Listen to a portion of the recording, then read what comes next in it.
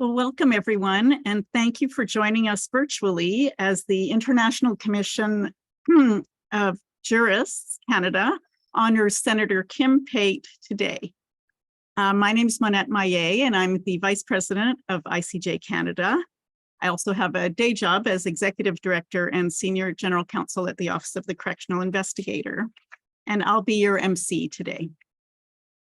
I'd like to begin by acknowledging that from this virtual platform, all participants in Canada are on lands that are the traditional lands of the Indigenous people of Canada. For those of us here in Ottawa, I would like to acknowledge that we are speaking from the traditional and unceded territory of the Algonquin Nation. We are committed to honoring the Algonquin Nation's rights to this land. I'll speak to you briefly about how the day will flow. Starting with introductory comments from myself about the ICJ, about the award, and I will be providing some highlights of Senator Pate's career. I will then pass it over to Dr. Ivan Zinger, the Correctional Investigator of Canada, to speak. I will then present Kim Pate with the award, the Walter Tarnopolsky Award, before I pass it on to her to say a few words as well. There'll be an opportunity to share any comments that you may have, and I'll tell you how to do that in a moment. And lastly, there will be closing remarks from Errol Mendez, who is the president of ICJ Canada. So in terms of sending a message or a comment to Kim Pate, if you look at the bottom of your screen, you'll notice a Q/A icon. So you just click on that and it'll bring you to the screen where you can type in your comments or anything you'd like to share. We'll have that option open the entire time today, so feel free to type your comments in there at any point. And if we're unable to read them all out, they all will be forwarded to Senator Pate after the event. So I'll start with a very short blurb about International Commission of Jurists Canada. In 1958, ICJ Canada was established by the legendary Chief Justice of the Supreme Court of Canada, Ivan Rand, along with other leading judges, lawyers, academics, civil society supporters, and human rights champions. The organization seeks to promote greater understanding of the rule of law in the operations of our laws and institutions. And given the current challenges to the rule of law and to democratic institutions, both here and around the world, we feel that the work of the ICJ is as important as ever. And now I'll just do a small pitch. We encourage participants today to join us in this endeavor and become active members of ICJ Canada. I encourage you and those in your networks to check out what we do in promoting the rule of law at www.icjcanada.org. And for those who are not already members, you can join online at the ICJ Canada website and invite your colleagues to do the same. I'll now speak briefly about the Walter S. Tarnopolsky Award. Walter Tarnopolsky was a renowned legal scholar, judge, and human rights advocate who was a pioneer in the development of human rights law and civil liberties in Canada. ICJ Canada is proud to award the prestigious Tarnopolsky Prize annually on International Human Rights Day to a resident of Canada who has made an outstanding contribution to human rights, domestically or internationally. And I can say that past recipients of this award include former Supreme Court of Canada Justices Louise Arbour and Rosalie Abella, amongst others. I now get to speak a bit about Senator Kim Pate as the recipient of the 2022 Walter Tarnopolsky Award for Human Rights. Kim is a mom to Michael and Madison. She is also a nationally renowned advocate who has spent the last 40 years working in and around the legal and penal systems of Canada. He has worked with and on behalf of some of the most marginalized, victimized, criminalized, and institutionalized, particularly imprisoned youth, men, and women. After graduating from Dalhousie Law School in 1984 with honors in the clinical law program, she completed postgraduate work in the area of forensic mental health. She was the executive director of the Canadian Association of Elizabeth Fry Societies, or CAFES, from January 92 until her appointment to the Senate in November 2016. With CAFES, she worked in coalition with Aboriginal women, women with mental health issues and other disabling conditions, young women, visible minority and immigrant women, women living in poverty, and those isolated and otherwise deprived of potential sources of support. Prior to this, she also worked with youth and men in a number of capacities with the local John Howard Society. She has developed and taught prison law, human rights, and social justice, and defending battered women on trial courses at the faculties of law at the University of Ottawa, Dalhousie University, and the University of Saskatchewan. She also occupied the Sallows Chair in Human Rights at the University of Saskatchewan College of Law in 2014 and 2015. Kim Pate is widely credited as the driving force behind the inquiry into certain events at the Prison for Women in Kingston, headed by Justice Louise Arbour. During the inquiry, she supported women as they aired their experiences and was a critical resource and witness in the inquiry itself. She also persuaded the Attorney General and Minister of Justice to initiate the self-defense review and appoint the Honorable Madam Justice Lynn Ratushny to review the convictions and sentences of women jailed for using lethal force to defend themselves and their children or their children against abusive men. She then worked tirelessly in pursuit of the implementation of the many positive recommendations from both. Kim Pate has been instrumental in building coalitions across the country and with other equality-seeking women's, anti-racism, anti-poverty, and human rights groups and organizations, and in this capacity has worked with feminist legal scholars, lawyers, and other professionals and frontline advocates and activists, from Indigenous communities to transition house and rape crisis center workers. Kim Pate is a member of the Order of Canada, a recipient of the Governor General's Award in commemoration of the Persons Case, the Canadian Bar Association's Bertha Wilson Touchstone Award, and 5 honorary doctorates and numerous other awards. You can now add Kim the Tarnopolsky Award to your list. Her extensive list of publications, national and international speaking engagements, and her strategic intervention and advocacy for substantive equality testify to her commitment to broader social, economic, and cultural change. She continues to make significant contributions to public education around the issues of women's inequality and discriminatory treatment within social, economic, and criminal justice spheres. Senator Pate strongly believes that the contributions of women who have experienced marginalization, discrimination, and oppression should be recognized and respected, and she seeks to credit and empower women. She maintains contact with women in prison through her numerous visits to Canada's federal prisons and strongly encourages other advocates, scholars, service providers, judges, and parliamentarians to ground their efforts in a similar way. Kim, I first heard about you when I was at the Canadian Human Rights Commission. And I knew that you were the driving force at that time behind the complaint on behalf of federally sentenced women, which was in fact the catalyst for the Commission's special report to Parliament on this issue. And I recall you coming to meet with the Chief Commissioner once, and as you were going into her office, you had to walk by the desk of her admin assistant.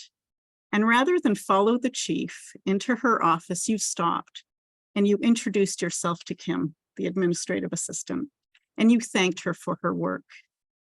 As many of you know, this work is often unrecognized. And although that was a small gesture, it had an incredible impact on Kim.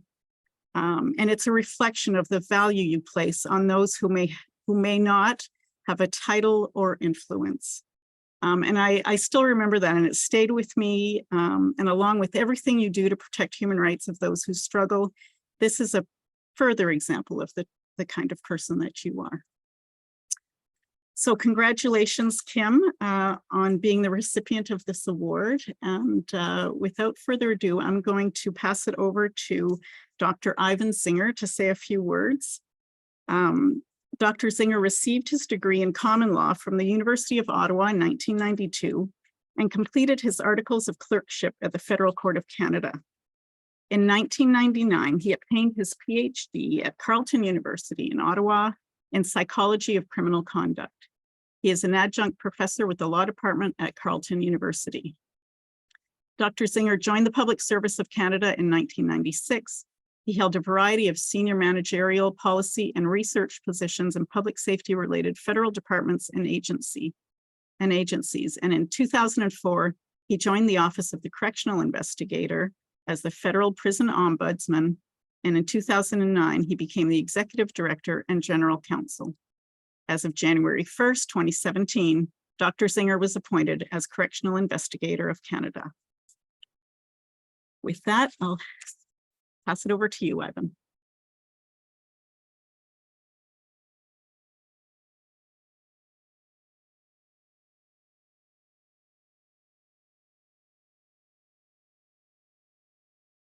Thank you so much, Manette. It's wonderful. I guess I would first like to thank the selection committee to have accepted my nomination.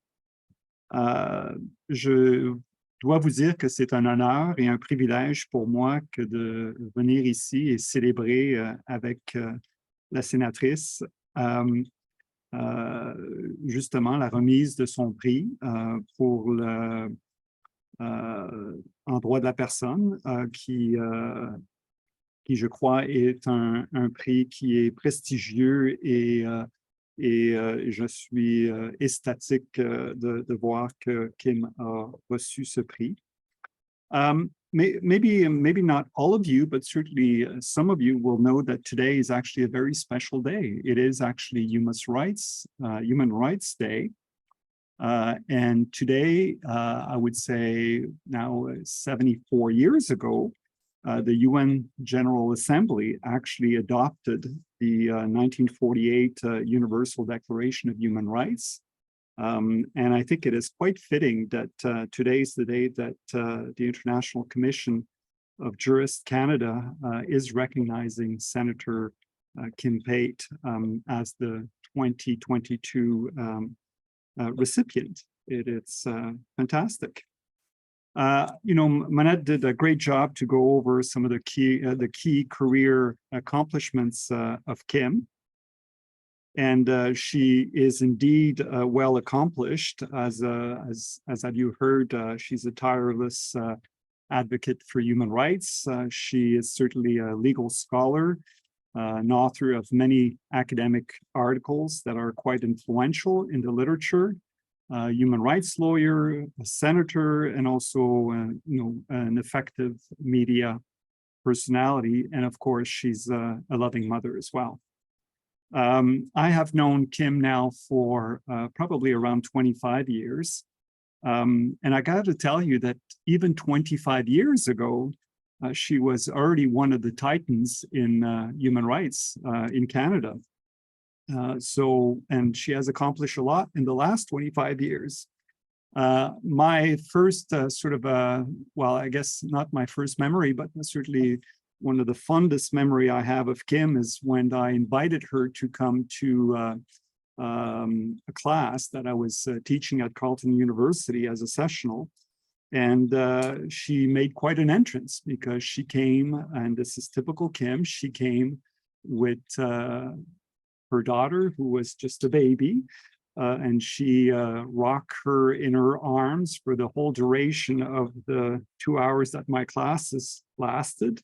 And I have to say that Madison behaved quite well during those 2 hours. So I thought what I would do, instead of going over all these accomplishments that Kim did, perhaps talk, and pick 3 of her most distinctive qualities. And I'll just limit it to three. I know there are more, but I'll keep it to three. So the first one is obviously her tireless advocacy for people in the most vulnerable of circumstances.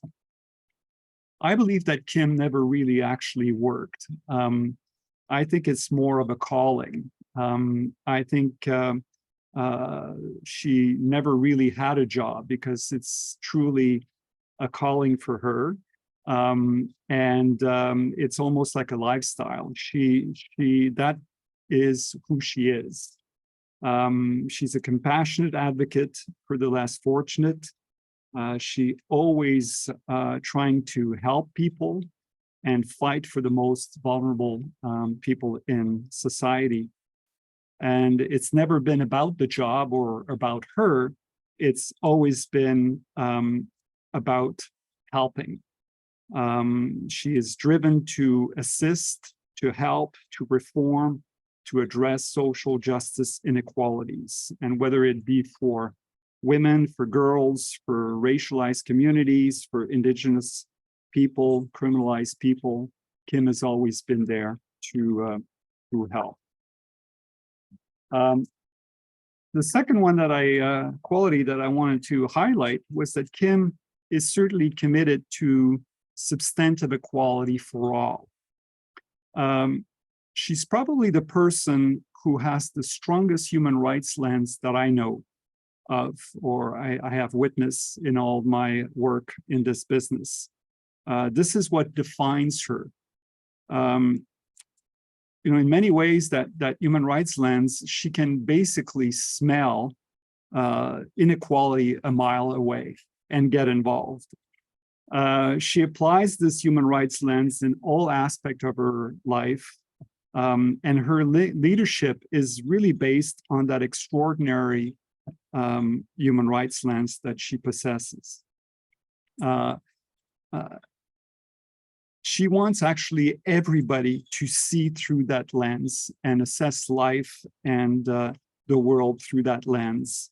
To a point that she would even drag senators or judges or MPs to jail to show them what that lens looked like, and that the conditions of confinement in our Canadian penitentiaries are far from perfect. So there's no doubt in my view, and I think in Kim's as well, that seeing life through that human rights lens leads to a better world for everybody. And Kim certainly knows that. It's a world of inclusion, respect, understanding, dignity, compassion, acceptance, if not at least tolerance for differences. Finally, the third quality that I'd like to highlight is that throughout her professional and personal life, she has changed the lives of many and contributed to many reforms of the criminal justice system. I think it's clear to me that she has inspired and mentored so many students who have now become committed advocates in their own rights for social justice and human rights. And this is, I think, remarkable. She has also helped so many people, countless individuals, by getting involved and trying to deal with their personal struggles and try to get justice for them. Her public engagement and outreach activities are phenomenal. Anyone who has actually heard her speak comes out inspired. And I bet today will be no exception. As senator, she has worked hard to push for bills that will make life better for the most vulnerable groups in Canadian society. And she has also denounced bills that fell short of their advertised goals or objectives. Speaking truth to power has never been a problem for Kim. She's fearless and unapologetic. And that is perhaps one of her most, her best trait that I certainly most admire in her. So I want to sort of thank you and finish by talking a little bit about this UN Universal Declaration of Human Rights. The premise of dignity and equality is still under sustained assault and far from a reality here in Canada and abroad. As the world faces so many ongoing challenges, such as the pandemic and its impact on the poor and vulnerable, world conflicts initiated by rogue states, morally bankrupt global financial system, rampant racism, inflation and economic uncertainty, climate change, the proliferation of authoritarian and democratic states, just to name a few. The values and rights enshrined in the UN Declaration are as relevant today as back in 1948. Canada benefits from a favorable reputation when it comes to human rights, but in many ways that is eroding fast. And as Kim certainly reminds us day in, day out, and for her entire career, Canada must do better domestically and internationally. So with that, I would like to congratulate you, Kim, for an outstanding contribution to human rights in Canada. And I will now turn it back to Manette.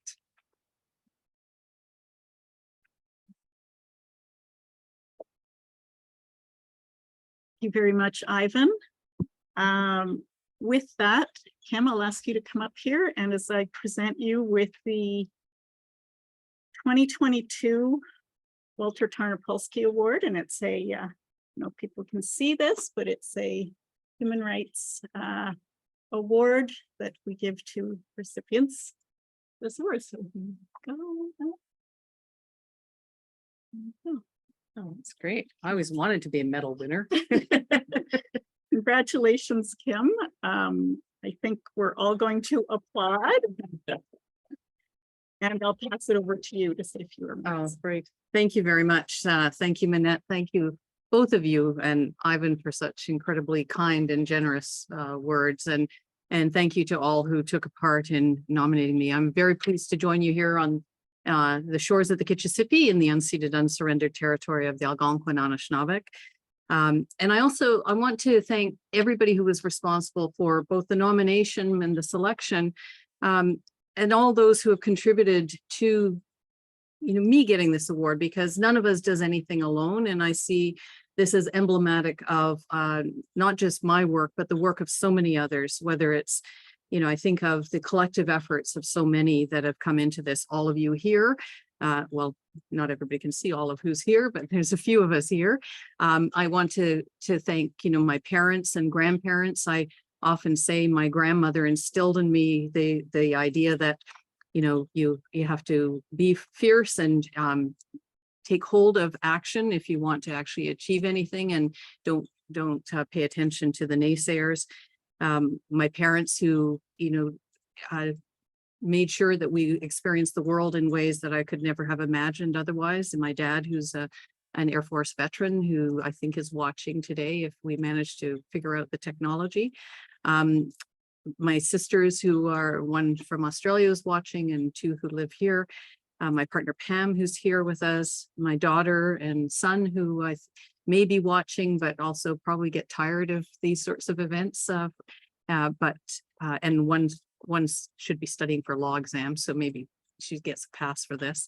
The one who you heard was would attend at Ivan's class. All my friends and family around the world, but also the family that has been my work colleagues and friends. And Chris, they're here with us today, and I appreciate that. Andrew, who's got an injury and is no doubt with us as well, if not online in spirit. Emily, who's home with Isabel, who will be joining the circle, and all my colleagues and amazing folks I have to work with, but most especially those whose lives and too often sometimes their deaths have informed, instigated, or inspired the work that is being honored and recognized by this award that I have the privilege of receiving.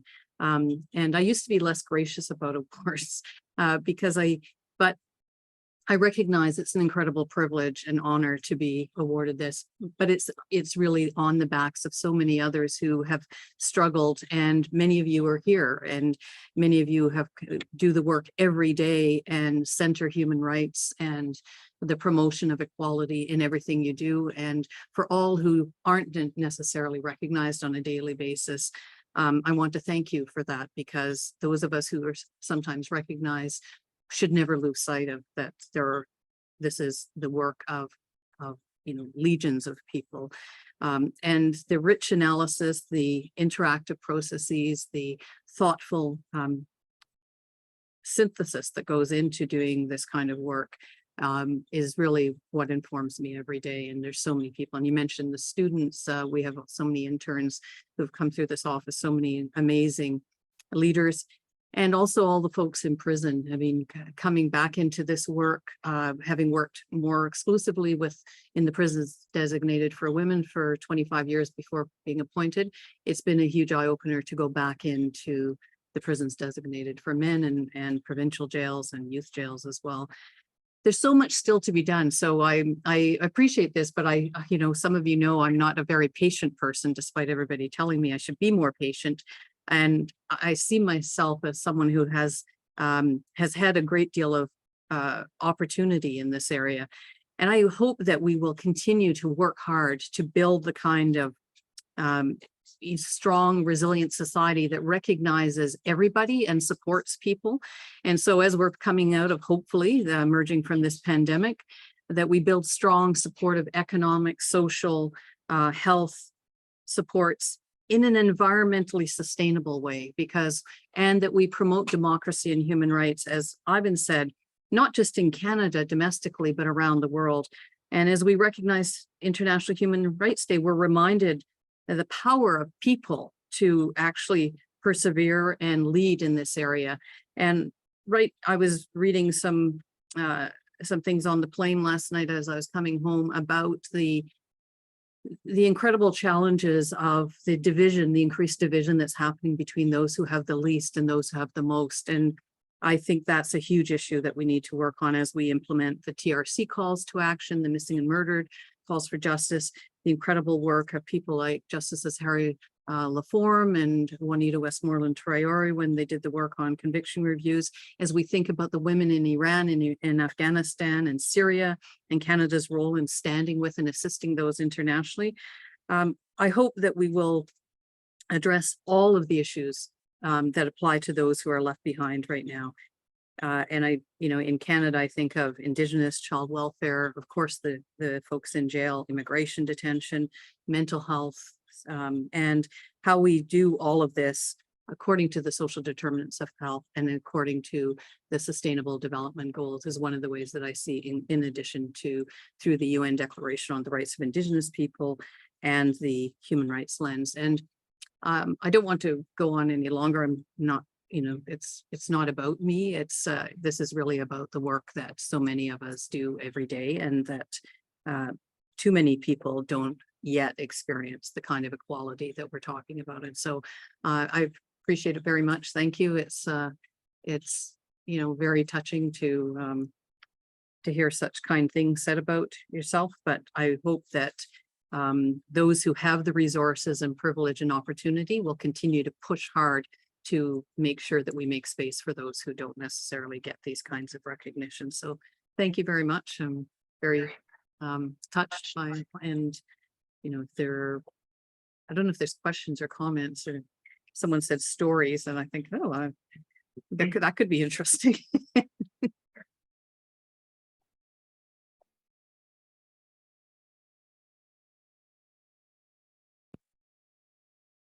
Can you hear me? Okay. So there is one comment, Kim, and it's from Justice Harry Laforme, who says, Senator Pate, I can't think of anyone more deserving of this award. It is so much what you believe in and are passionate about. It's so good to know that they get these things right sometimes. Congratulations. Justice Laforme. Thank you for all of your work. And it looks like there's a question here. Give me one sec. As a human rights champion, what is your message for those struggling and fighting for equality in these difficult days? Oh, that's a tough one. I think there are many, many champions, but I think the challenge is to really find the folks who will speak out. And if you don't have someone who is, you know, helping shore up the positions you're taking, then reach out, you know, whether it can be me, it can be others. All of the folks you've heard speaking today here do incredible work, and there are many more. So if you don't know who it is who can be in touch, reach out, and I certainly will commit to try and figure out who it is that can bring forward those issues, because there are way too many issues that that need to be addressed, and we need to keep pushing forward. So thank you for asking that. And I think there's everything from the Human Rights Commission to provincial human rights commissions to, if you're in prison, obviously Ivan and Manette and the incredible team at the Office of the Correctional Investigator are all groups. So I guess it depends where you're coming from in terms of where the issue is. Okay, we have another one here. Is there a moment of your career that has been particularly inspiring for you? There's been so many. I've had the privilege of working with so many incredible folks, but you know, many who've known me, I remember a prof saying once, I think, I don't know if it was when I was appointed or when I got the Sallows chair or something, but one of the profs that I studied under said, you know, basically when I was at law school, there was nothing that particularly distinguished me from anybody else. I think it was even worse than that. I was probably one of the worst students.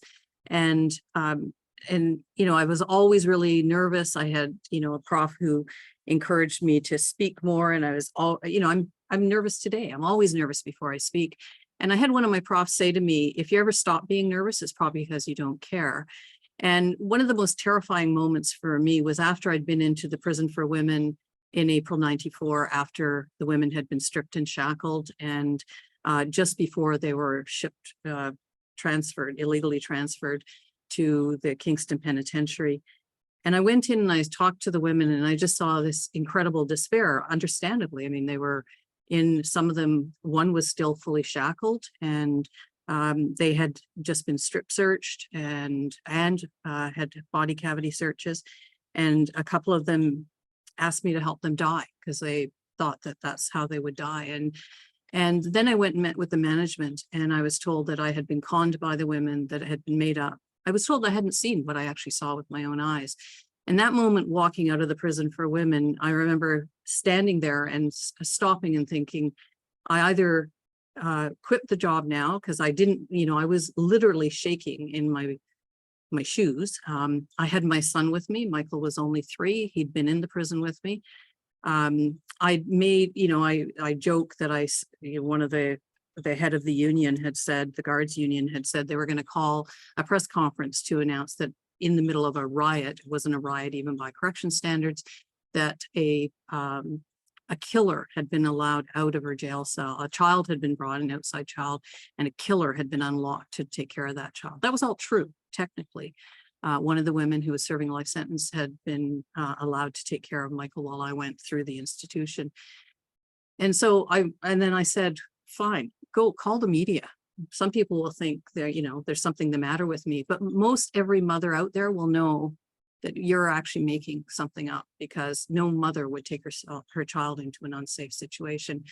I both regret, and I'm glad I said that. I regret in the sense that they didn't do the press conference, but I still stood at the top of the stairs. And for me, it feels like it was, you know, it was only a moment, but it felt like an hour, because I actually remember weighing, do I just go and, you know, try and find someone to speak out about this? And then I thought, you either quit this job and find someone else who will be comfortable speaking out, or as one of my friends said, yeah, drink some concrete, grow a spine, and have the courage to go in the face of this. And some of you know that led to a pretty awful year, but it also cemented in me that you never shut up about when you see injustice.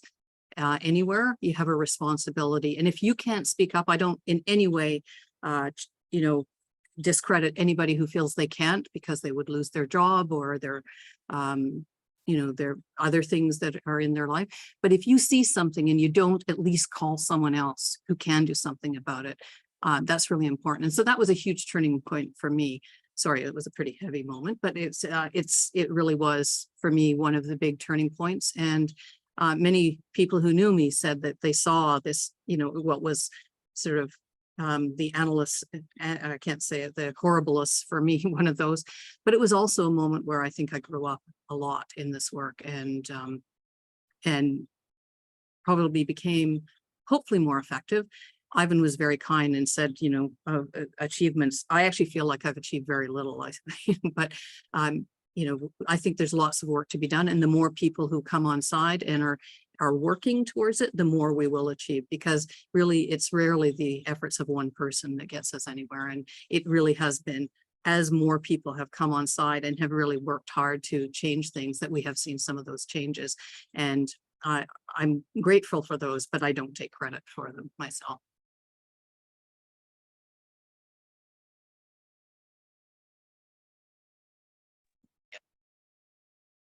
Thank you very much. There's looks like one more question. How did you deal with those who refuse to accept that systemic discrimination is so endemic in all our major institutions? It must have been very difficult. Oh, that makes it sound like it's in the past. It's not in the past. I think, you know, I can't tell you the last bill, I can't even remember, well, C5, virtually every bill, we're facing that challenge in the Senate. You know, many folks who have grown up, you know, whether it's because they've had their own privilege or they don't see the situations of many people who are really struggling in the community, in the streets, you know, here in the shadow of the Parliament buildings, the people who are homeless, who are really struggling. And so I think it's an ongoing issue. I'm very interested in what you suggest we do more of, because obviously there are some times that I am incredibly ineffective in getting that message across within the sphere I'm, you know, I'm currently in the Senate.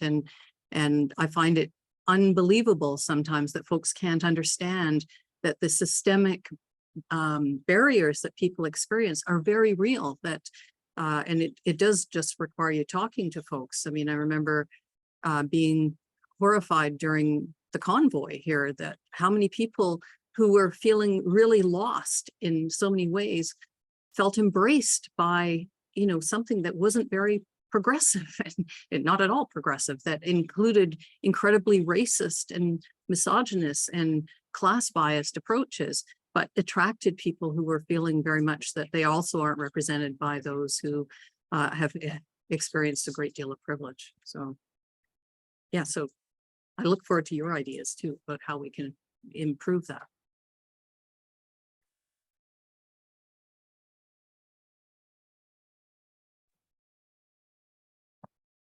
Thank you very much, Kim. I think we'll send the rest of the comments and questions, if there are questions, I don't know, it might all be comments, but your way after this event.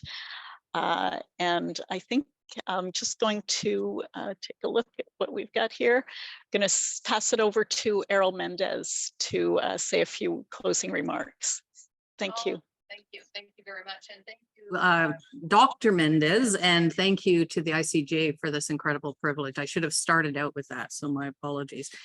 I muck up all the time, so thank you very much for everything that you do every day and the ways that you encourage so many others to be doing this work. Thank you. Stay there. Well, Kim, we are completely honored to have you as the 2022 award winner of the Tarnopolsky Human Rights Award. I often tell my students that the lessons that we should learn from people like you is the one that Margaret Mead talked about, that the world is not changed by military leaders or political leaders, but it's changed by small groups of people and individuals who basically struggle to make their area of the world a little bit better, to fight for justice, to fight for equality. And I can't think of anyone who represents Margaret Mead's challenge to everyone, regardless of what position they stay in society, than you. you represent exactly what Margaret Mead was talking about in terms of how do you progress on justice, on human rights, on the type of discrimination that you have fought against. And for that reason, we are so pleased to have you as the award winner for this year. And one of the reasons why we sort of emphasize that, because again, you represent to some extent what ICJ Canada is all about. You know, our mandate is focused on the rule of law, human rights, and the independence of the judiciary and others who are basically established to prevent the type of injustices that you have fought for.